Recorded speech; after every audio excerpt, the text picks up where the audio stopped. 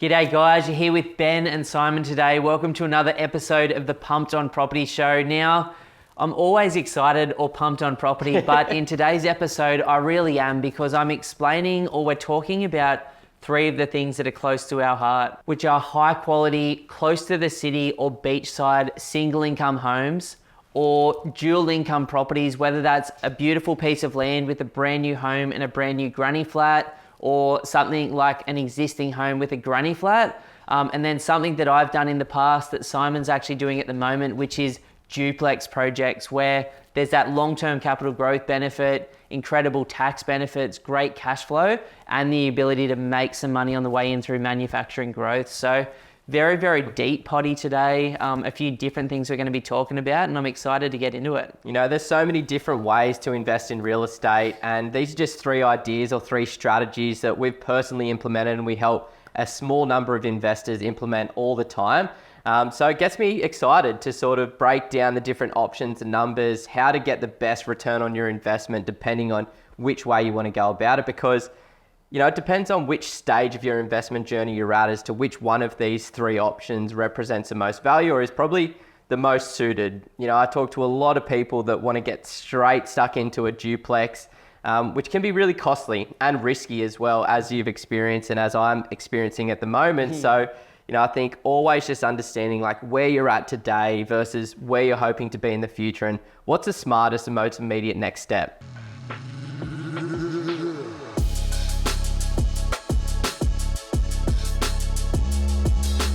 Now, to kick things off today, man, let's talk about this haircut. I'm going the mullet, baby. I'm going the mullet. Trendy mullet. Simon had three different options for the haircut as well, and he's gone for this bad boy, and I reckon it looks actually fat.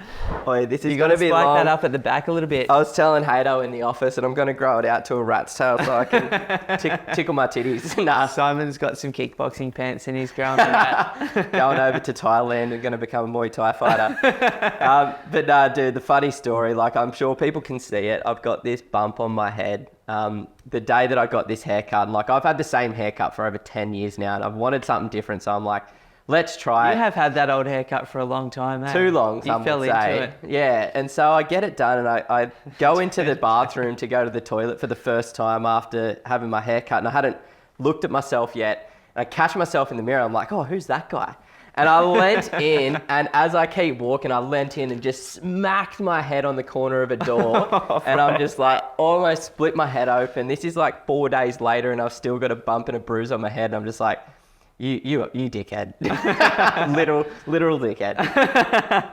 Take me through like the first couple of months of dad life, man. How are you finding it? I'm loving it. Hey, like, you know, as everybody tells you, it's the hardest thing that you'll ever do, but it's the most rewarding thing that you'll ever do. And I've been on very much so both ends of the spectrum. Like a few days ago in the morning, he was just being an absolute pest, like just wouldn't settle no matter what I tried. It was so challenging. But then I'm like, this morning I just had the most amazing couple of hours with him, like playing, reading, doing some tummy time, getting some amazing smiles, and he just didn't whinge, didn't cry the whole time, was super easy to settle and went to sleep at the end of it. I'm like, it just shows you the duality of life, doesn't it? Yeah, and it's funny, man, because you've got zero control of how he's going to show up. It's just like every sharp edge that you have gets tested, and it's like, okay, I'm like, sweet, like I'm really in this right now, hey? That one day I was close to, let's just say I had to go and give him to Tay, my wife, because I was getting close, hey, but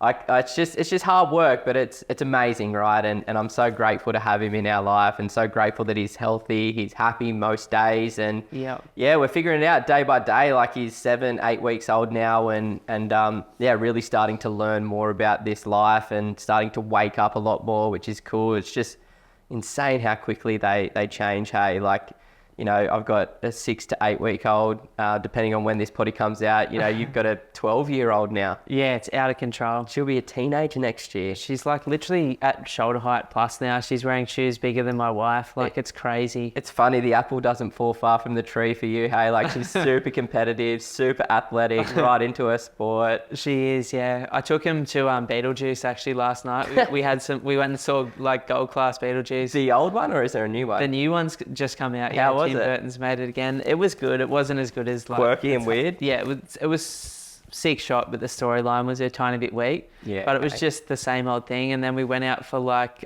Korean barbecue after, and the kids were just frothing on cooking their own food, and just the vibe, man. Like it just constantly keeps changing, and for Evolving. me, getting better. You know what I mean? Is like you just grow with them. And how's your ass? Got back into outdoor soccer this week? Yeah, it was good. I Ben so comes sore, up. right? Ben So comes sore. up to me. He's like, "I'm getting back into outdoor soccer," and I'm like, "Oh yeah, cool. You ready for the injuries?" And he's like, "Yeah, I know I'm gonna hurt myself at some point, but it'll be alright. It'll be alright." A week I feel later. like I've ripped like literally like the muscle off my bone. Like it's so sore. But it was worth it because we beat the team that came second last year, and I scored a hat trick. So Yeah, it was boy. like, it was just so good fun. But yeah, I'm limping around. I won't surf this week. I won't train lower body this week. So it's like, I'm back. I guess I'm back at soccer now. At least you're away for a little bit soon as well with the kids on school holidays, so it's not like you're going to be needing to do too much. We got in a little scuffle as well, unfortunately. Like some dude like fully just elbowed me in the head, and I was just like, shit, eh? it was just like, man, this is Monday nights, and I went a little bit too far accidentally, and Copped it. yeah, and this is how I hurt my leg because like the whole team just jumped on top Oh, of me. God. I was like, what am I doing, man? I'm an old dude. I said this to you as well. I'm like, I would love to get back into it, but I just want it to be playful and I want it to be fun. But like, people like you just take it way too serious, eh? And Yeah, I'm the same as well. As soon as I step on that pitch, it's Yeah. like all of the mindfulness practice and meditation that I've done is gone out the window, and I'm an absolute animal. I'm holding people's shirts. I'm like, just Slide being a tackling. pest. Nah, the cool thing about this is it's just old dudes. It's still competitive, like everyone used to play well, but it's more just fun. Like it's just cruising. Like there's no slide tackles. There's nothing dirty. Any pushing gets pulled up. Like everyone's there knowing they've got to work the next day. It's very cash, hey? I love it. And I'm going to say one extra thing about what I'm super excited about that nobody cares about is the NFL season's back, baby. Yeah, you're back. Seattle Seahawks are 1-0 so far, my team.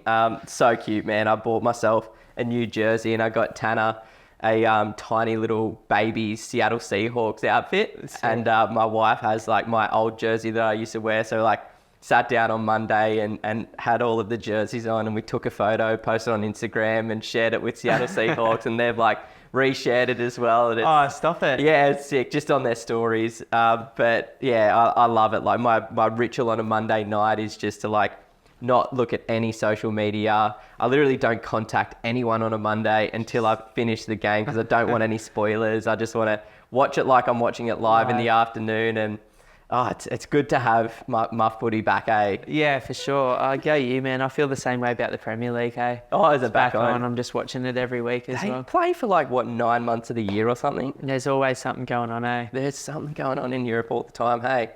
So let's talk about this first idea, which is obviously a big part of our personal strategies. Yep. So, you know, the concept of this idea today is really, there's many, many, many ways to get to where you want to be through property. I've used single income homes, renovators, houses and granny flats, brand new dual locks, brand new houses, subdivisions, Airbnbs. You've done a whole bunch of stuff and you've got plans to do other things, but sometimes it would have just been better for people that are really like involved in projects to just buy one bloody good house on the beach in Sydney 15 years ago and sit on it. And so it doesn't always have to be this active creating a job outside your job or a business outside your business. Like sometimes just buying and holding the right market long term at the right time is enough. So let's talk about two different options that we like at the moment. Maybe like a sub 700K option in Brizzy, maybe a sub $1 million beachside option in Brizzy, and what that kind of looks like for people and where it could take people. And like, I think this is a really good place for everybody to start. You know, Foundational properties. foundational, you know, and I think most people do actually start with this, and it may not always be a house. Sometimes it's a townhouse or an apartment. So we can talk about the differences and how to get the best result from all of those. But at the end of the day, it comes down to the location. You know, history tells us that the top performing markets in Australia are the major metro markets and the major regional markets. So, you know, being in an area where there's a lot of people that live there, where there's great employment opportunities, lots of infrastructure and amenities, and obviously the government's making an effort to improve that infrastructure and amenities. Like, it's really not rocket science to start with the location. Just big cities, populated locations that have kind of been underperforming for the last 10 years. And the rule of thumb is you start where you can. Like, I think sometimes there's so much education and information online now that there wasn't 15 years ago when I was starting out. And so we go, well, we have to get it perfect. And it's like, no, you don't. Like, I would prefer everybody, and my first investment was a unit. So like, I made this decision before I knew the difference between houses and townhouses versus units. But I think getting started in, one of the 20 largest markets in Australia, let's call it all of the capital cities and all of the regional markets with over 100,000 people in Australia, is a great place to start. And then within that, well, what has worked for our grandparents and our grandparents' grandparents? Well-located pieces of land, like 500 or 400 to sort of 1,000 square meters, in quiet streets, in quality suburbs, close to the things that people care about. And what do people care about? Jobs, schools, universities, hospitals, train lines, city centres, or really cool lifestyle benefits. And then, well, what works with houses? And I think there was this trend pre-COVID to go smaller, which I think was just driven by the big developers in Australia in terms of like cutting the sites into smaller pieces and saying, well, this is the new dream. And it's like, it's fucking not the dream. The dream is to have some space for yourself and your family just in case the whole world shuts down again. And so, 3-bedroom, 4-bedroom, 5-bedroom houses are what works. And then, like within that, there's all the little bits and pieces that are like the nuances that people can go for on their own. And like, let's look at an example. Like, I was recently reading a study from CoreLogic that was looking at the capital growth rates over the last 5 years in, like all the big metro markets. And it's like, 5 years ago, it was pretty easy to buy a $500,000 property. And if that had have been in Brisbane, Perth, or Adelaide, it's gone up by at least 70% since then. So like, $500,000, going up by 70% over the last few years, it's an extra $350,000 that you've made. So that property should be worth around $850,000 right now. So it's like, sometimes it's not the sexiest way. There is some sacrifices that you need to make on your way in, because we don't all have $1 million budgets. Like, I'm sure everybody wants to buy, a $20 million house in Watson's Bondi Bay. Beach, give me Byron, give me like Margaret River. Like, I can't afford them all. It's not realistic. It's not realistic. So you've got to make it realistic to where you're at your journey. So what was the example that you said? So $700,000 budget? Yeah, so let's say for the first example, like an idea here would be, Brisbane. Well, why Brisbane? Because historically, when we look at 50 years worth of data divided by the total return divided by the years, it ended up being 9.7%. Sydney was 9.6%, Melbourne was 9.5%, and Perth was the fourth best at 8.2%. Yep. So it's like, well, we're just using history to make decisions. And then we go, well, we know there's a longer term real estate cycle, and you can check out Phil Anderson's work if you're looking for more info on that. But basically, when I sat with him and he looked at Sydney, Melbourne, Brisbane, and Perth, basically from one GFC environment to the next one, or one depression to the next depression, we see about 125% growth in those markets from bottom to top. So when people go, well, like what I was just thinking about what you said as an investor myself and going, well, shit, all those markets have done 70%. Have I missed the boat? The answer is, yeah, you've missed like some significant growth. But if the average return is 125%, and then you can go, well, Brisbane's average 70% or Perth's average 75% and Adelaide's done 80%. Isn't there suburbs within that have probably only done 50% out of the 125% you'd expect within a couple of years from now? And so it's important when we go for this strategy that you're not just buying Perth or Adelaide or Brisbane, you're buying the undervalued part of the city and then the statistically significantly undervalued suburb within that too.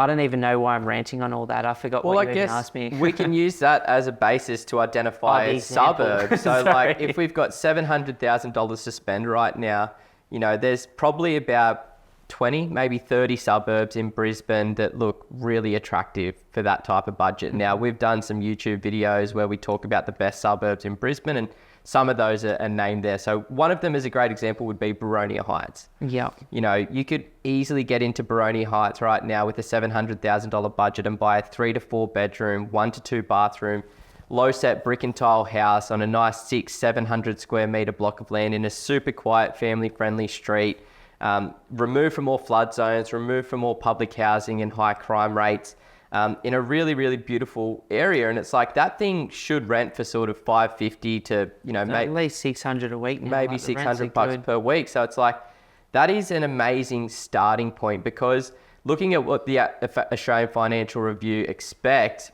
you know, they are saying that the median house price in Brisbane could be $1.4 million by the Olympic Games. So, And the 700k properties could go to sort of 900 to 1.2 mil. So big upside still. massive upside potential in a short period of time. And it's like, if you know, don't want to overwhelm yourself with a project and you really just want to buy and hold real estate for the capital gain, then, you know, I absolutely love that as an option. Yeah, and then another option that we like if you've got a slightly higher budget, which, you know, more than 50% of our clients do, Yep.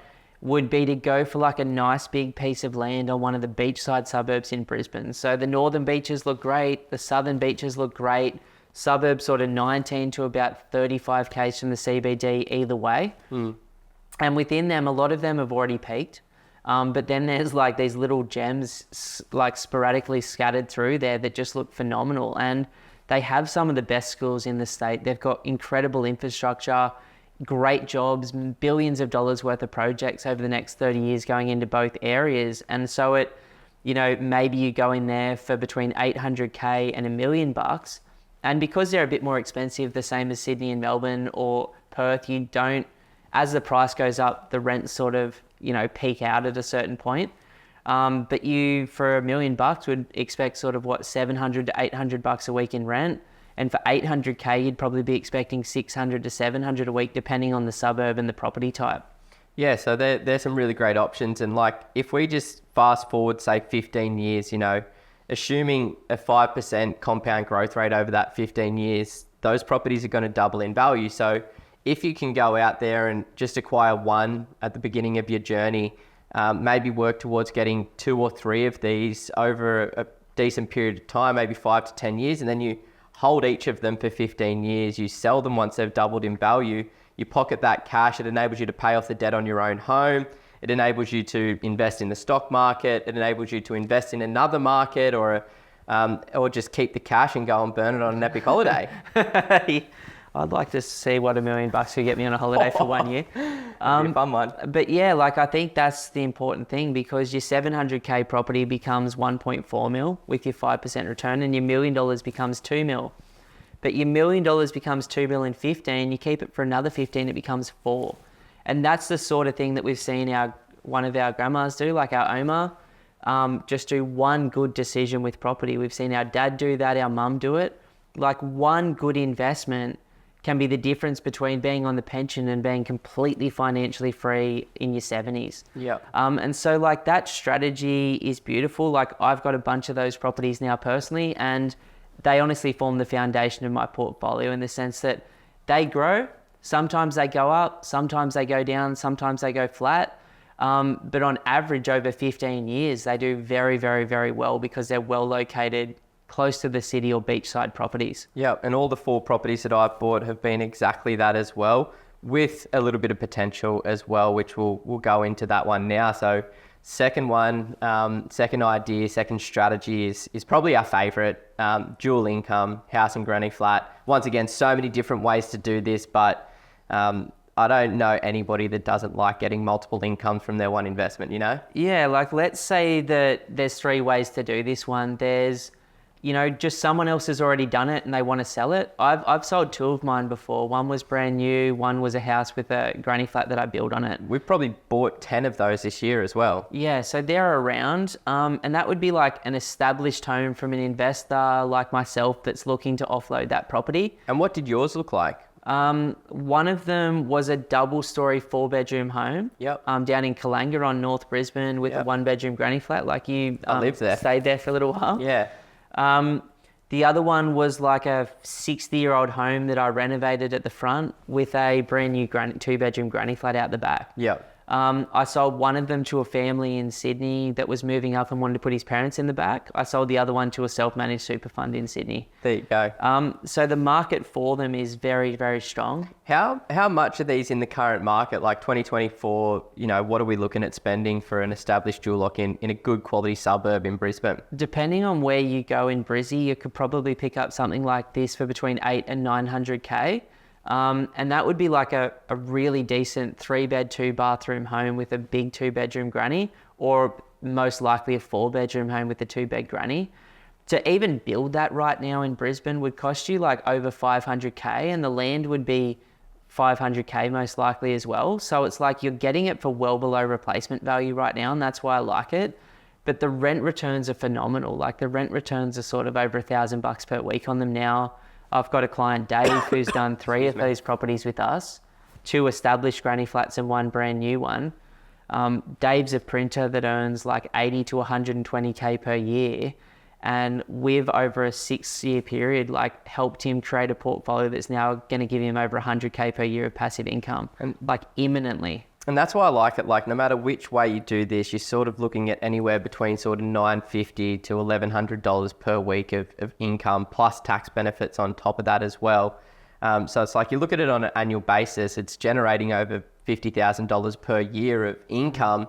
You own one of those outright, that replaces 50K per year of your annual salary. You own 2 of these and you've got 100K. You own 3 of these and you've got 150K. So I think a lot of people feel as though they need to own, 5 or 10 properties to get to 100K passive income per year. And it's a myth that's now being busted. And we can do it with a much smaller portfolio, a much lower debt level, much lower risk. And with the income that you can generate, it helps in that debt reduction phase as well, because most of the standalone single income houses in good quality markets these days are negatively geared. But these dual income properties with a 20% deposit should be neutral to positive cash flow.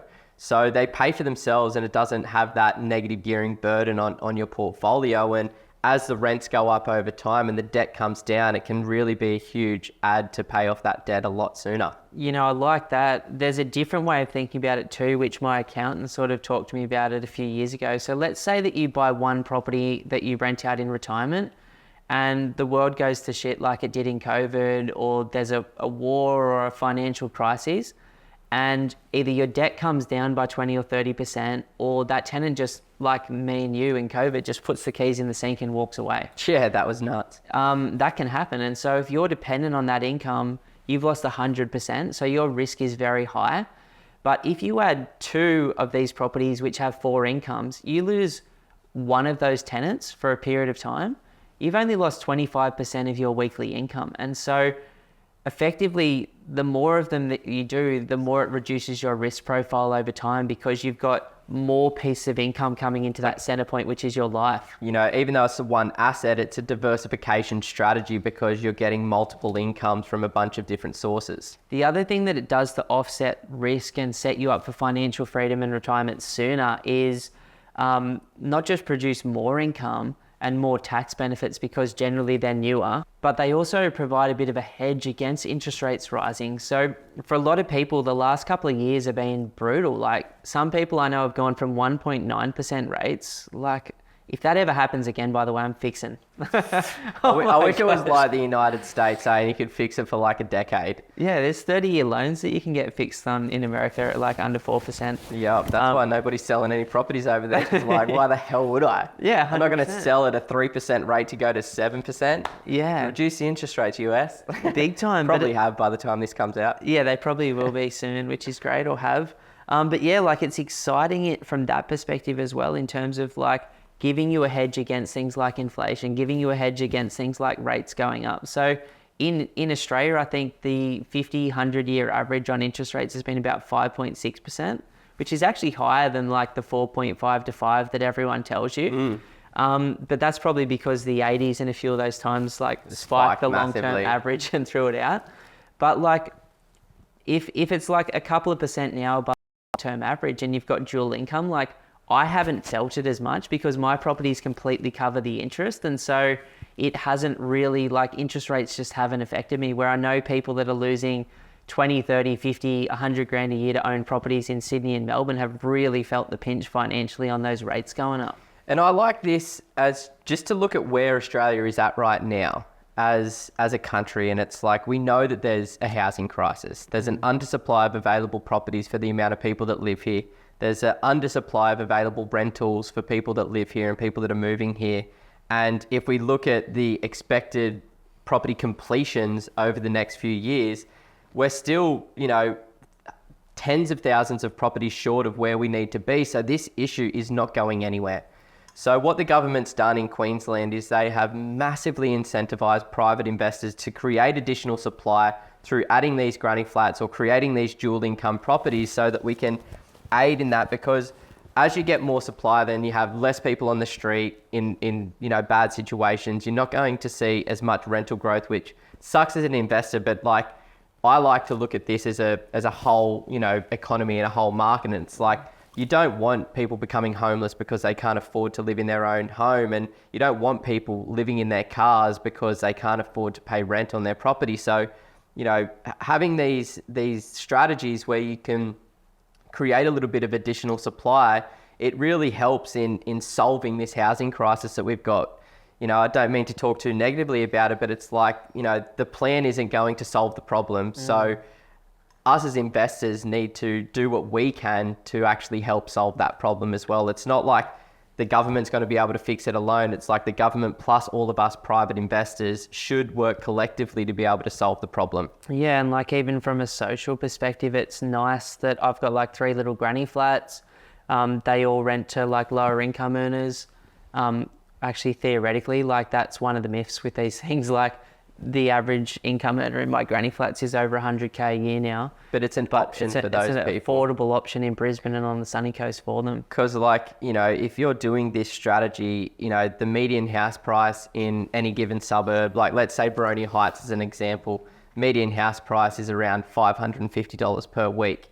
And, that's the average. It's definitely higher than that. But these granny flats are renting for around $450 per week. So it's $100 to $150 below the median house price, which gives people in that suburb an opportunity to save some money.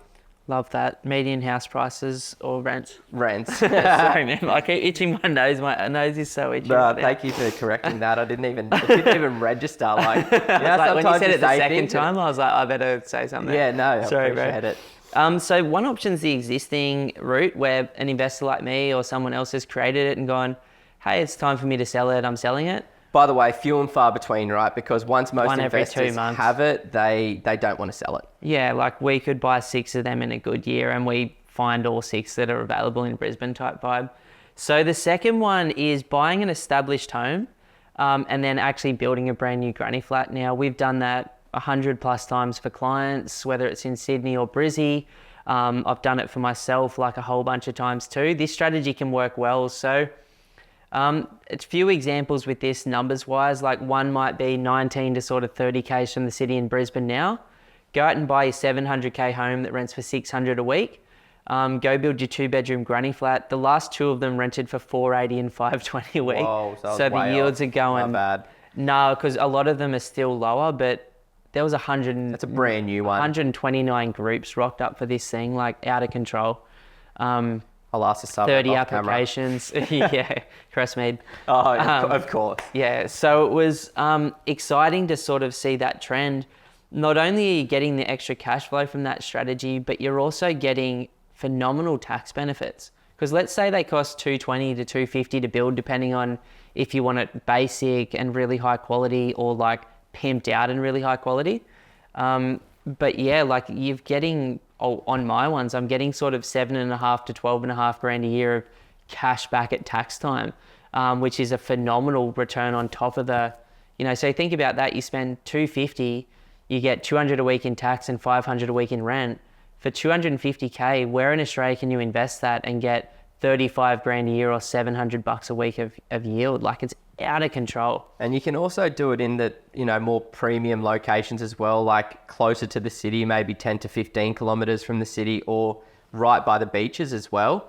I really like these on the beaches as well because you can go buy a house for 8 to 900k that rents for sort of $600 to $700 per week minimum, and then build it for the exact same price, but they are renting closer to the city or closer to the beaches for like $500 to $550 per week if you've done it well. So like you can target those more premium blue chip locations that based on history have outperformed the average in terms of capital growth, but then you're manufacturing this cash flow by building the granny flat and getting the cash flow out of it plus the depreciation on top of it as well. So it's like the three main pillars of property investing: long-term capital growth, good short-term cash flow, and tax benefits. Tick, tick, tick. Love that, man. And then you add an Olympic Games and $200 billion worth of infrastructure in 8 years. It's like... And a city of 5 million people within 20 years. Like, it's going to be good. Yeah, and you're looking at apples versus apples, and I'm like, where's the other apple? Yeah. But yeah... It's been eaten. Yeah, the other apples have been Sydney. eaten. So the third option, which is actually my preference, and I would call this like dual income or house and granny flat strategies, Yeah. is to go out and buy a piece of land, which is a dirty word in the investment world, and then build, which is an even worse word since COVID, because 40% of Australia's builders went bankrupt. It's funny though as well, because like everybody's forgotten COVID, but people are still hanging on to these things. Yeah, people don't like people because people got burnt. Like clients of ours got badly burnt. Yeah. Like people get burnt. Thousands of dollars of escalation costs, you know, Builders got burnt. Like months or years of delays. yeah, like it's horrible stuff. And unfortunately, sometimes events like that happen, and they happen with a frequency of about once every 20 years, where the whole tree shakes, and it's just like, well, which parts were vulnerable? The part that was vulnerable was builders were doing fixed price contracts, and then the prices changed by 30 to 40% in half a year. Well, I was reading an article from Michael Matusik just yesterday, and he was saying that inflation on construction has gone up by 100% over the last decade. It's doubled over the last decade. My fourth or sixth property that I built, I was looking at the plan the other day. It was 205 square meters, and I built it for 197K. To build the exact same thing now is 385. There you go. So it's literally doubled, and it's like that's what's putting the most pressure on developers and builders. It's like the interest rates is a minor issue to like the justify the cost to do it. It's really the construction cost and the access to labor, which once again goes back to what I was saying before with like this undersupply issue. It's not going anywhere because the numbers just don't stack up. And Michael Matusik expects that inflation will be between about 3 to 4% per year on construction moving forward as well. So once again, he doesn't see the issue going anywhere. So as an individual investor and as a business, since the start of COVID, I had to personally park this strategy because it hasn't worked very well. You know, as a business, it's very, very, very, very tricky to find good pieces of infill land or really, really bespoke, good quality, well-priced estates anymore on the east coast of Australia. And so the door shut, and you go for existing opportunities, you go for houses and you build granny flats. But now all of a sudden, building prices have come backwards big time. Like building prices, I reckon, have dropped 25% in the last 6 months, and no one knows that at the moment. Like prices haven't just stabilized, like people are looking for work for the first time in 5 years again. And existing properties have absolutely boomed while land hasn't necessarily done the same thing. Exactly. So I was up in Townsville for 3 days in the last few weeks, and the opportunity that I like, and you guys listening to this will be like the first to know this in Australia. This isn't like what we want to be putting out there except to anyone in our community, is you can buy 600 to 800 square meter blocks up there for 180K to 220K. I personally think that land should be valued at 350 right now. Like that would be a reasonable price point for that land compared to established homes. But for some reason it's dirt cheap. And they're nice big blocks. The cool thing about Townsville, after being up there and going through 10 separate estates and finding 6 of them that I like and 3 of them that I love, is they're all fucking close to the city. Like there's nothing further than 20 Ks from the city. Like it really, you've been up there, it goes from like 20 Ks this way, 20 Ks that way, and 20 Ks out that way. It's a cool little spot. It's way nicer than I thought it was. Way nicer than I was expecting. Like I've always thought, you know, far north Queensland, country bumpkin town, but then you get up there and you're like, no, this is a super high functioning city. Yeah, it's a full-on vibe. Like great food, great jobs, very diversified economy, lots of infrastructure. But all of that aside, and the fact that it's the second most undervalued market in Australia that we found, like after looking at 8,000 suburbs, it would be within Australia's top 40 to 60 suburbs are in Townsville. And then there's some others in Darwin and a few in Perth if you know where to look. But, you know, what we found is these 180 to 220, you know, blocks that are 600 to 800 square. And then you go and build like a beautiful big 200 square meter, 4-bedroom, 2-bath, 2-car garage home. Talking to Santo, the owner of Ray White up there that manages over 1,000 properties, depending on the suburb, you're looking at 525 to 600 a week plus. Some of the suburbs and new estates, the rents on 4-bedders are way higher than that, but let's just be super conservative. And then you build your 2-bedroom granny flat, which is about 60 square meters side by side under one roof. So from the street, Saves cost doing that. Yeah, saves 140K. Yeah.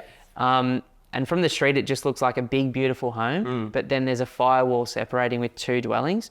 And the 2-bedroom granny flats, according to Santo at Ray White, was like 400 to 450 a week. I did like a Greater Townsville rent search on realestate.com last week for 2-bedroom homes, and there was less than 1 page of dwellings in total in a city of 200,000 people.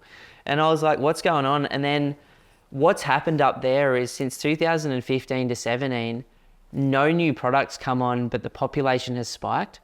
When I was sitting in with one of the builders up there, working on like a duplex, a house and granny flat, and a single income design, this chick from the army that's just been in it for 17 years up there walked in, and we were just chatting. I couldn't help myself but like want to help her, educate her on like what's going on.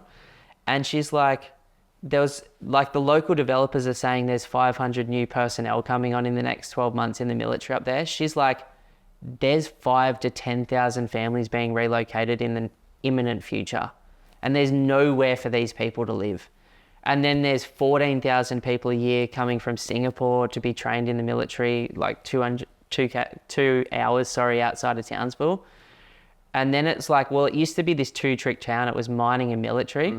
They represent now 9%. So you could effectively do something massive for 750K max and get yourself 950 to 1,000 plus per week in rent. And then when I went to BMT with my latest depreciation report on a 400K home, I'm saving like 300 to 400 a week in tax, or 15 to 20 grand a year as a tax back. Now that may not stay forever, but right now, like that's what I can get through my accountant. It's like incredible. Imagine spending 750 and with cash, like rent return and tax benefits, you're sitting at 1,300 to 1,500 a week in rent. Like that is the best return in Australia. And then long term, we know the regional markets have done what, 6 to 8% per year for 50 years, according to Simon Presley. And in the last 12 years, this market's done 1 to 2%. Like it is so undervalued. No, I loved it. And when, like, I thought it was too good to be true. And that's why you went up there and you were had like, to go up and on do paper, we found this opportunity and we're like, okay, statistically, that is just, you know, super undervalued. And like the numbers just look too good to be true. So you're like, okay, well, I'm going up to Townsville and I'm going to go meet these people and, you know, pretend like you're a buyer and well, I was a buyer. Like I was literally going up to look. Like it wasn't a game. Exactly. And like you go and you're like, okay, cool, this is real. And, you know, with your negotiation skills, like obviously trying to figure out what is the bottom price, like what is the true price of this sort of stuff. And it's, you know, 100% realistic. And then you get those rental comparisons as well. And it looks incredible. So, you know, this is a short window. I'd say like give it 3 to 6 months and it'll be completely different. It won't look like this anymore. Look, I like that opportunity all the way up to the land bank 300K. The thing is, like Stocklands is already up there and they're selling 400 square meter blocks for like 280 and 600s for like 350. So the market and Lendlease is up there, like everyone's up there. What happened apparently and why there's this monster supply issue is there was only 3 earth moving companies that supplied the 10 estates and one of them's gone bankrupt that was doing 80% of the work. So they can't bring anything on. Yeah, they've all hit the ground. Like I'm up there and I'm talking to 10 different developers and then multiple builders and they're like, yeah, we've got this stuff registering in like 2026. And it's like the short-term supply issue is not going to be fixed, which No. is a beautiful thing as an investor. So I love that dual strategy, 3 different ways to do it. Sorry I like for getting a bit excited there. I can, yeah, it's good. But it's like, I think a lot of people start with the first one that we talked about, then maybe work their way up to that second one. But, each to their own, depending on what you want to do. But then we've got the third option as well, which is something that I'm personally pretty excited about and passionate about and keen to start doing. So that's looking at duplexes, so actually subdividing lots and creating additional supply and getting multiple titles from that one property as well. So, duplexes is definitely not for the faint-hearted. I probably, wouldn't tell my inexperienced friends or family to start with something like this. This is something that you can work up to if you're obsessed with property investing like I am, and if you do have a fair bit of experience by identifying undervalued markets, suburbs, negotiating deals, and also surrounded by an incredible team of advisors, because it does take a team to bring this type of project to light. Like, this isn't something that you can do on your own. Like, you really need an incredible town planner, you need an incredible builder, you need a great mortgage broker that knows how to get finance for these types of deals. You need to work in with your accountant to make sure that you understand, all of the costs associated with paying taxes on those types of things as well. And for me, it's been such an enjoyable journey to work with this team. Like, it's like a business, it's like a team where we're all working together to bring this project to light. So yeah, I'm really pumped on this duplex strategy, and I don't have the experience there yet, but I'm starting my first duplex in October this year, and yeah, I'm really excited to see how it works out. It's just one of those ones where there's always a question mark. It's like, well, it's going to take me 6 to 12 months to complete this project, and I don't know what it's going to be worth at the end of that. So it's like I'm taking a huge stab in the dark. Yeah, like anytime you're taking I'm speculating approach to the market, all you can do is based on current market conditions, which we'll talk about in a second. But I'm stoked for you, man. Like, it's really exciting. If anyone's not following us on YouTube or Instagram, we put out such different content to the potty, and we'll definitely walk through Simon's project as it's getting underway so you can explain it, and then we'll show everyone the completed product. We'll talk about what you end up selling them for as well at some point, or renting them, whatever you decide to do. But not everyone can buy in sort of 2-3 years ago when you did. So if we look at that example right now, this is based on a hole that just opened up in the Brisbane market, right? Like, you couldn't have actually done this at the time that you bought your property. It's a rezoning hole that the market hasn't priced effectively yet. So I initially bought the property with the intention to just build a granny flat in the backyard. Yeah. And so it was going to be one of the dual strategies, buying a house, building a granny flat in the backyard. But then our town planner came up to us and was like, hey, the Logan City Council has changed their zoning. In certain situations, you can now subdivide 700 square meter blocks. And, basically the next day property values went up by like 50 grand in Logan. Yeah. Because the real estate agents are clued onto this stuff, and they do price in a fair bit of the profits from those types of things. But it was a really great opportunity for myself and a whole bunch of our clients that have bought 700 plus square meter blocks in that area. Yeah, so what it looks like we actually, Crystal, Ben and I bought 3 of these in the last month for clients. Yeah. So they're not really, they're pricing in a little bit. Let's say they're pricing in 50K, but they should be 250 grand more expensive than a normal site. If they're in Sydney or Melbourne, man, you'd be paying $500,000 for that upside. But what we can do is for 7 to 750K, go get one of these 700 square meter to 1,000 square meter blocks with an established front home. Normally 3-bed, 1 bath. Normally 3-bed, 1 bath. And I've seen people spend 50K painting them, tidying up the gardens, putting down new flooring, fans, lights, air cons, door handles, just that basic cosmetic lipsticky stuff. And so if you buy the front one for 750K, for example, the examples of them selling after the lot's been cut down to 350 to 500 square meters, they're selling them for about 650K right now, or at least this is the example that I'm looking at. And then what people are doing is getting the duplex in place. So in the past, you had to do it as a subdivision, and that was costing people hundreds of grand. Now there's this whole with the duplex, which is what you're doing, where you can still get the 2 titles, but for significant less time, paperwork and effort. And that's part of the Queensland government's approach to creating more stock faster, right? And getting people like you and me to go out and do things on our blocks that we wouldn't have done. And then I just saw one sell, which was on a 450 square meter block, 4-bed house, 2 bath, 2 car, for 750K. Yeah. So let's say you spend 750K to get in, you spend 400K to build a nice home out the back. Yep. And another 100 grand in everything else. So you spent 1.2 mil, but you're ending up with about 1,450K worth of immediate value if you hold them, which is a huge upside. Like that gives you deposits for another 2 properties after you've completed it if you wanted to go again, which is, it's very rare to be in the right market at the right time with the ability to manufacture growth, with the option to get great cash flow and tax benefits. So it's a cool strategy. Yeah, and it gives you options to sort of do something short term if you want, and if the numbers stack up, and you can sell them for a good profit, but then you can get great cash flow if you choose to keep it as well, because you're getting the depreciation from building the brand new joint, and you're getting the extra income from that new joint as well. So like a 4-bedroom, 2-bathroom house, even though it's only on that, say, 350 square meter block, the tenants don't care. They still see the 4-bed, 2-bathroom house, and so they're willing to pay $600 to $650 to rent that 4-bed, 2-bath house. And then you're also getting, on that 3-bed, 1-bath property at the front, an extra $550 per week as well. So the rental yield is incredible. To get into a metro market and have close to a 6% gross rental yield is just incredible. And then I've got the tax depreciation reports on properties that I've recently built for 400K, and I'm looking at 300 to 400 a week for the first 5 years. Yeah. And 150 to 250 a week for the 20 years after that. So the tax benefits are phenomenal too, and people can talk to their financial advisors or accountants about that.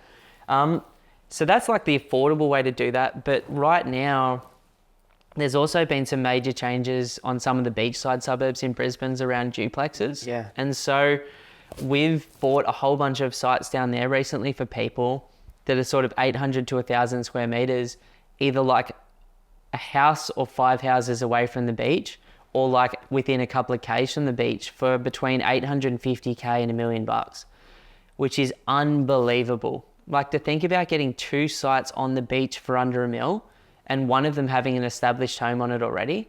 The strategy down there is very different though. Like, most of the time you won't be keeping that front home.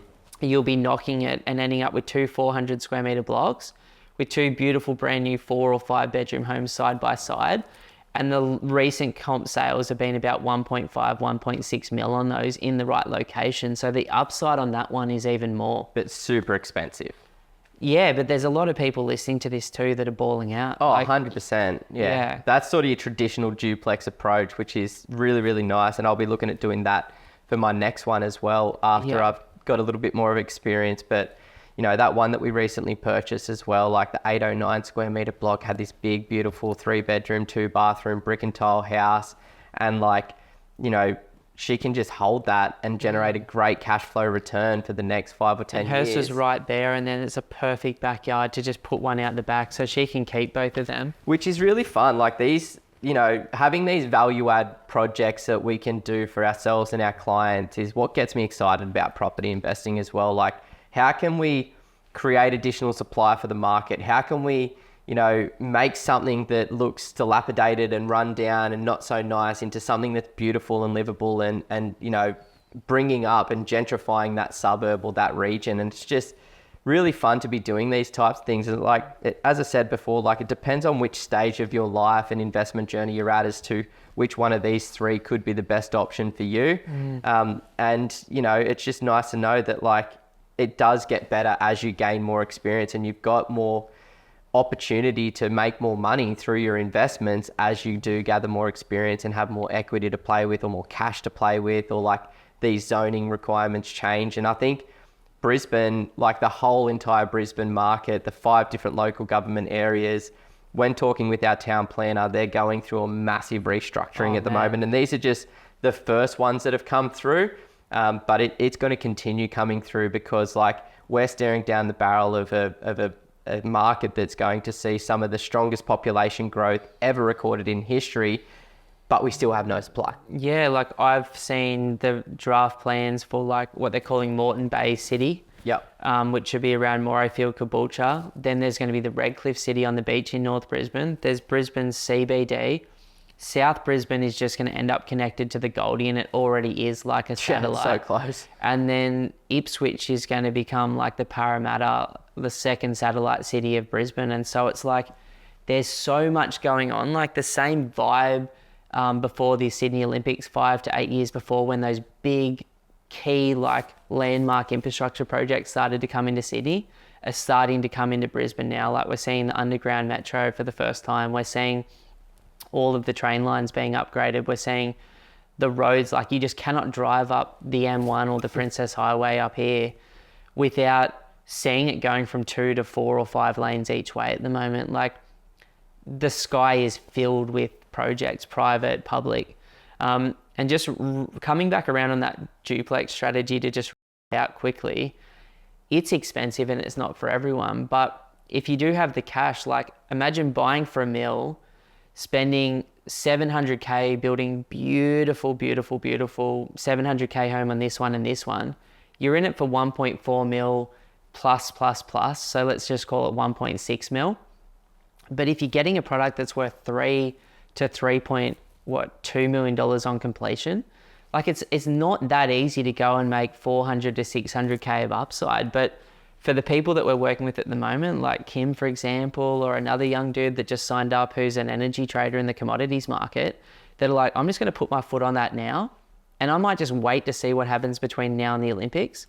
And then articles are coming out in the Financial Review of these areas, and they're going, well, this 800K property will be 1.3 to 1.5 for a normal home by the games. Like imagine what your duplex site's going to be worth in 20 years when we're sitting at 5 million people the same size as Sydney. And that's, you know, you bought Cronulla or Manly or St Kilda or wherever, like over in WA. Like it's absolutely gold that's not being priced properly at the moment. There's such a little hole in the market at the moment, and you know, just like everything, they come and go in cycles. There's good times to do it, there's bad times to do it. Right now can be a good time to do it if you know how to identify the market, the suburb, the opportunity, and you've got that team that can support you. It's really cool, and I can't wait to share my project with everybody online as well, so they can watch it all come together, and you know, might break that down into a series of different videos as well, like the planning phases and discussions with the town planners and the builders, you know, then the construction phase and bringing all that together. Like how can I maintain having tenants in the front property whilst building this in the backyard? And then obviously the finished product, do I choose to hold it and rent it out, or do I choose to sell it? I'll wait and see what it's worth at the end of it, and already talking with a real estate agent to sort of see what that looks like. And yeah, we'll see where, and you know, we've already got some great videos on the dual strategy of some walkthrough granny flats as well, and I'm about to hit the road soon with Sam to go and inspect some of these granny flats that we've built and these brand new house and granny flats that we've built recently, so you get to see with your own eyes what these look like and feel like, because a lot of the time people hear these strategies and these types of properties and they immediately think, I couldn't see myself living in it, so I don't think it's a good investment. But once you actually see how functional you can set it up, it does make it a lot more livable, a lot more desirable for a really broad demographic of people. You know, I remember, and I think I've told you this story before off camera, like when I was at uni still and just starting to learn about property, I went to like a property seminar with my father-in-law, and there was this guy up there talking about buying 600 square metre blocks of land and building houses in North Brisbane. And at the time you could do them for under 500K, and they were renting for like $550 a week. Or 500 a week. And then he was working out, I'd never seen a tax depreciation report before, so I didn't realize that you could get 200, 300 bucks a week on top of the rent back. And he's like, well, based on, you know, the holding costs and the rental income and the tax benefits with the property, this property could cost you $32 a week to own. And I just literally in front of this whole group just started laughing, and he's like, what? And I'm like, I don't understand it. Like, I don't understand it. And he's like, went through the numbers again. I'm like, I understand it, but I don't believe it now because I wasn't there at that point to be able to get it. And a big part of why we do these podcasts and videos is to just go, it is super simple. Like, you start where you can. And for anyone listening to this who has the ability to borrow somewhere between $500K and $1 million, you haven't missed the boat. There are phenomenal opportunities in many markets in Australia still. Like, we've just looked at over 8,000 suburbs, and there would be 1,000 that we would buy now. Like, there is so much value around. Don't believe that you've missed the boat. And even within the cities like Perth or Adelaide or Brisbane, where they say it's expensive now, it's like, yeah, like if you bought within 10 Ks of the city, you've doubled your money. If you bought on the closest beachside suburbs, you've tripled it. But it's like, what about the place next to that nobody's quite looking at the moment and isn't in the hotspots because it hasn't showed up as 20% growth in the last year yet? Exactly. So there's so much potential around, and it's really choose that you want to do this, make a plan, educate yourself on the market, or sidestep that. You don't have to go through 10 or 15 years worth of education like I have and like you have. You can actually like work with someone like us that's bought $500 million worth of property now and just go straight into like, well, here's the 5 best ideas. Choose your own adventure. Like, what do you want to do? What growth are you looking for? What cash flow are you looking for? What weekly out-of-pocket costs or passive income are you looking for? What tax benefits do you need? Which one of these undervalued markets are you going to buy and why? And once the strategy gets put in place, the ideas get put in place, the type of property, the suburb, the budget, the rental return, and exactly what it's going to look like because you've seen it, it's like, well, it's not a mystery anymore. It's something that you can do. And once you've got that awareness, you have the confidence that you need to step into action and start actually building that portfolio. But until you have that, you know, there's always going to be that fear and uncertainty in the back of your mind. So it's just really important to listen to podcasts like this and talk to your friends that are doing this stuff, or reach out to people that are doing it or where you want to be, and start to put together a bit of a plan for yourself and your own goals to achieve financial freedom. And, you know, we're 8-9 years into this now, and we're starting to see so many of our clients that got started 8 or 9 years ago that are getting so close to where they want to be now. And it's like, even if you're starting from today, if you fast forward 8 or 9 years, you will be well and truly on your way to becoming financially free. It's just setting the right expectations about the timeframes that it's going to take you to get there. So it's like, so many people think they've missed the boat, but, you know, listen to your parents, listen to your aunties and uncles about the opportunities that they missed out on in the past when they thought it wasn't a bad time. They thought it was a bad time to buy. It's just like, extend that time horizon out a little bit further, and it can all come together at the end of the day, because we live in this epic country that everybody globally wants to live in, with an awesome government, an awesome banking system, an incredible climate, and so many great employment opportunities, and that's not going to change. That's right. No, I'm so grateful to bring these different ideas up today, because sometimes we don't get this specific around, well, here's 4 great ideas, like choose your own adventure. Like there's a thing called realestate.com. Like, let's find one on it. But this is probably the most positive news that we've talked about in a podcast, because like we've mentioned a bunch of times, oh, it's coming, it's coming, it's coming. It looks like it's here. What are you talking about, man? The interest rate. No, I mean, it's like, you get that into like get your dirty mind out of here. So basically what we've seen is, like, by the time this comes out, there's a very strong probability that the US has already dropped the rates. Yeah. Because we, as you know, guys, like, we record a couple of weeks in advance normally just because we have to. We go on holidays. Sam goes on tour overseas and does fun stuff. Sam does the coolest stuff all the time. But yeah, like, interest rates come down the US, UK, NZ's already dropped them, Canada's already dropped them. Is Australia next? That looks like a very, very high chance between now and the end of next year. That's a very big possibility. Well, we recently posted that story on our Instagram that was saying what the big 4 banks are predicting. And 3 of the big 4 banks, CBA, NAB and Westpac, all are predicting that the cash rate will be 3.1 by December 2025, with ANZ saying that it will be 3.5 by December 2025. So that's pretty strong confidence that we're going to be moving into an interest rate declining cycle. Which, just to put that in perspective, this is the rate that the banks borrow money from the Australian government at. So we're at 4.35% now, and they add 2% on top. So that's why we all pay 6.5% interest right now. If it goes down to 3.1, we could see retail rates below 5% again. That's crazy. That's exciting to me. If it does, I'll be sure to fix my rates for a lot longer next time, as we said. So, the gold nugget this month sort of ties into that, and it's a piece of information Simon and I came across about, 6-7 years ago now? Yeah. And that is a chart from CBA Bank that looked at sort of 30 plus years of history, and it looked at interest rates versus time, and it showed property prices on one part of the chart and then interest rates on the other.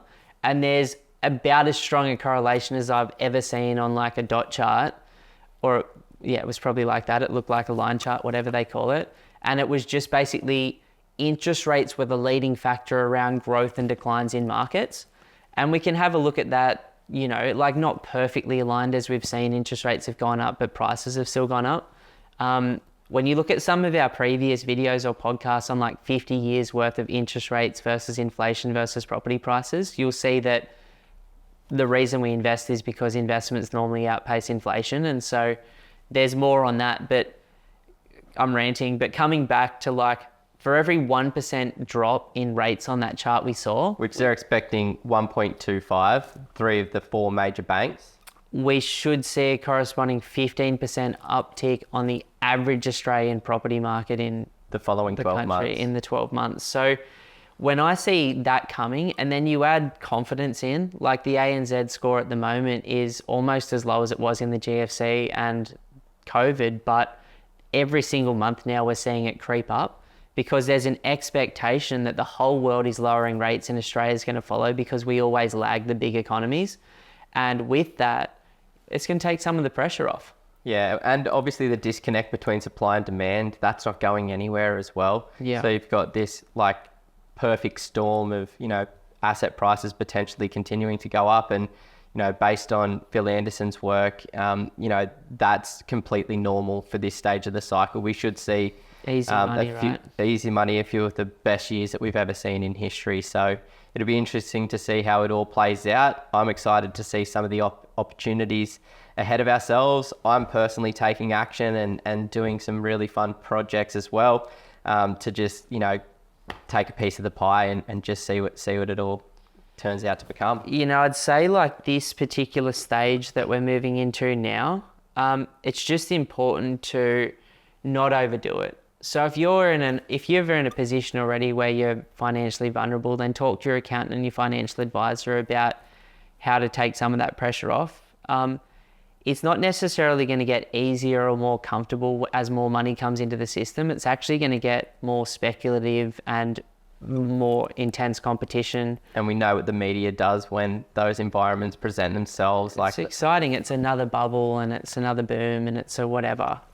And so what I would say is that I'm not going to rush into Bondi Beach this week and buy it, or St Kilda, or, certain suburbs in Brisbane like Manly. Like, it's very much a review where you're at, review where the market's at, find the undervalued markets, cities, suburbs, and product types like the ones that we've discussed today, and make sure that you think about not just speculating on short-term capital growth, because Perth did 20% this year, Townsville did 16, Brisbane did 16, Adelaide did 15, and we just want to follow everyone in because all our mates made easy money. It's like, well, which of the suburbs in those markets are still undervalued that haven't gone through that short-term spike? And where can I get phenomenal cash flow and maybe some tax benefits to offset the damage if in a couple of years' time, like COVID, everyone shits themselves for a few years and things get a bit bumpy for a while. Exactly. But what's your teachable moment for today's podcast? Because I can't read what you've got written down. Yeah, I'm just trying to read what I said as well. Oh yeah, I've been getting a lot of messages at the moment through the algorithm on YouTube. Oh yeah, nice. It's the universe now. It's just Google being really smart. They know exactly who you are and what you want, eh? Yeah, it's like I'm in this obviously stage of just getting this message on their algorithm. But one idea that I've had is like, or I've been hearing a lot recently from like people that I've been bumping into, or who I randomly got seated at next to a charity event the other day, or through the algorithm, is like, who are we to stop ourselves becoming who we were born to be, as like a concept. For me, I think I put a wall in front of myself for much of the last 5 years personally, where it's like, you know, I'd done enough, I can just cruise, or I got a bit burnt by doing too much and now I just want an easy life. And it's like, who are we to stop who we were supposed to become? And it's like, I believe genuinely that every person that's listening to our podcast was destined to become financially free earlier in their life, so that they can go on then and become the person that they were born to be, and to help pull up all of the other people in their immediate life and their work lives and their friendship groups and their families, and be a demonstration of like, you can be successful, you can be healthy, you can be happy, you can be a great parent, a great friend, a great brother, a great sister. And so my moment, and what I keep hearing at the moment, is just like, just let it all go and surrender to like whatever's coming your way. But then the things that you can control, like saving some money in the next few years and investing, that's going to bring you 15 to 20 years of your future back. Like, why not have a go? Like, why not become the person that changes like the future for your family or your hereditary line? No one had done uni in like our immediate family since our grandparents' generation. Like, no one had invested in property in our family line for like generations. There wasn't a single investor. Like, all of this shit for me and you is new. And because of that, it's all really scary, because we're getting all of the emotions that were ingrained to us from like the messages we receive from every person that it can't be done. And it's like, fuck that. Like, it can be done. You can change it. You and I started from nothing. We didn't get a handout to start doing these properties. We got a family with love. We got great business education growing up. We got great mindset. We got great resilience. But it wasn't like, this is what you need to do to succeed. And that's part of why we're trying to pass it forward. It's so funny that like that was your teachable moment, because it kind of comes into mine. and like, because I was going to talk a little bit about just like dad life and what it is. And we've got this book at home for Tanner that it's called You Can Do Hard Things. Love that. And it just goes through all of these different scenarios. And like, one of the messages in there is like, when the baby says, I can't do something, the narrator's like, no, you haven't been able to do yet. So it's just like switching that terminology from like, been able to do it I yet. can't do that. Like, I can't jump high, or like, Invest in I property. can't draw within the lines. This is what it is in the baby book. That it's like, no, it's not that you can't do it. It's just that you haven't been able to do it yet, or you can't do it yet. And it's just like adding that yet into it can really change the way that you perceive hard things. So it's like linking that into what you said, like, don't give yourself these barriers. Don't put that brick wall in front of yourself. Don't convince yourself that you can't do something, because that's a lie. Like, it's only impossible until it's been proven otherwise. And, you know, if you believe that you can do hard things, and if you change the way that you talk to yourself, and you know, it's like you add that yet to the sentence, it gives you the motivation that you need to sort of just continue moving forward. And like, it's so funny, because these are the types of messages that I want my son to hear from an age where he can't even do anything yet. But it's like, I want to brainwash him that like, he does, when he grows up, know that like, he doesn't need to have these limits. He doesn't need to have these barriers. He can create the life that he wants for himself, because he has this belief within himself that he can do hard things. He can do whatever he really sets his mind to. And it's like, It's beautiful. things seem overwhelming when you look at it at a macro level. Like, when we sit down with clients and it's like, you ask a question, where do you want to be in 15 years from now? That's an overwhelming question, and it can be really difficult to answer for a lot of people. But it's like, what you sometimes mentor or a coach or somebody that's not emotionally attached to your situation to objectively review your position and go, well, if this is where you want to be, like, let's break it down into micro steps. Like, let's reverse engineer it back to, okay, well, if that's where you want to be, then this is your immediate next step. And the overwhelming idea of the macro level of where you want to be in 15 years can be difficult to find that confidence to do it. But then if you break it all the way back down to like, okay, well, I'm just going to save a little bit more money than I have. Yeah. Or I'm going to go talk with a mortgage broker about how I can release equity out of my house so I can go and start my investment journey. Like, break it down into a really simple, actionable micro next step, because you just take that next step, you're now one step ahead of where you were in the past, and then one leads to another, and then all of a sudden you're where you want to be. I love that so much, man. Like that, I was just listening to that, like, and just vibing on it. Like it is the truth. And we always say it, like, property investing isn't rocket science, but it took me a good 10 years to figure out like how to do this well. And then a good 5 years to apply it and refine it to the point where it is now. And I truly believe, like, with the right ideas and team, people can save 15 to 30 years of their working life, depending on where they're at. And that's super, super, super exciting. So yeah, I love today's potty. That was a great one. I love doing this. Vibing. Like, I was just vibing. I hope you liked it again, Mum. Yeah, loving the combination. If anyone hasn't already done so, please give us a 5-star review on this if you're listening to it on Spotify or Apple. We never ask until the end of it, and like, we probably should ask a little bit earlier, because like, it really does help. Like, people don't actually realize how much a 5-star review, a like, a comment, sharing this with somebody, like, really, really, really, really helps. And like, we want to get this message out there and grow our channel so that we can communicate with more people, and yeah, be super grateful. Nah, awesome, bro. Thanks for today. That's mad. Yeah. If you're thinking about buying an investment property in the next 3 to 6 months, then the team and I at Pumped on Property would love to offer you a one-on-one strategy session. To book the session, all you have to do is go to www.pumpedonproperty.com and click that free strategy session button. Now, in the session, we'll talk about exactly where you are right now, we'd like to be longer term, and educate you deeply on the Australian property market. You can then take that information and go and absolutely smash it on your own, or potentially become one of the small number of clients that we work with each month. Either way, we look forward to continuing to help you build your property portfolio with confidence on your journey to financial freedom.